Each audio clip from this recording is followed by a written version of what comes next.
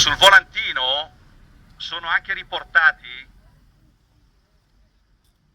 le controindicazioni che questa RU486 ha e quindi i rischi che la donna usandola va incontro.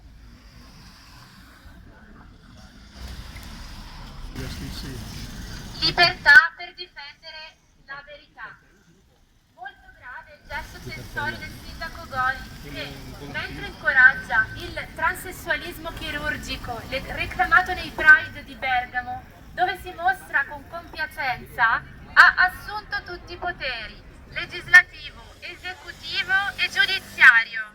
L'articolo 21 della Costituzione dice: tutti hanno diritto di manifestare liberamente il proprio pensiero, con la parola, lo scritto e ogni altro mezzo di diffusione. La stampa non può essere soggetta ad autorizzazioni o censure. Si può procedere a sequestro soltanto per atto motivato dall'autorità giudiziaria.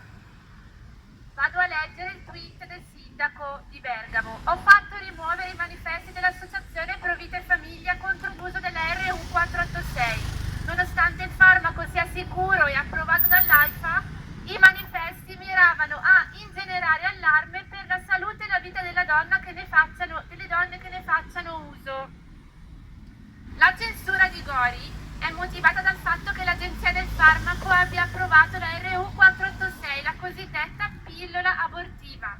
La stessa AIFA ha più volte imposto il ritiro di farmaci che si sono resi dannosi e velenosi.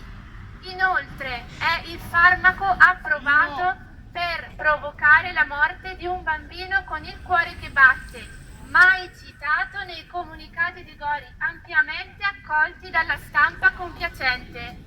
Il sindaco affida la salute della donna alla certificazione dell'AIFA, la quale in tempi di approvazione prevedeva che fosse accompagnata da un medico in ospedalizzazione. Ministero della Salute, aggiornamento delle linee di indirizzo su uso della RU486 del 12 agosto 2020. Oggi invece è completamente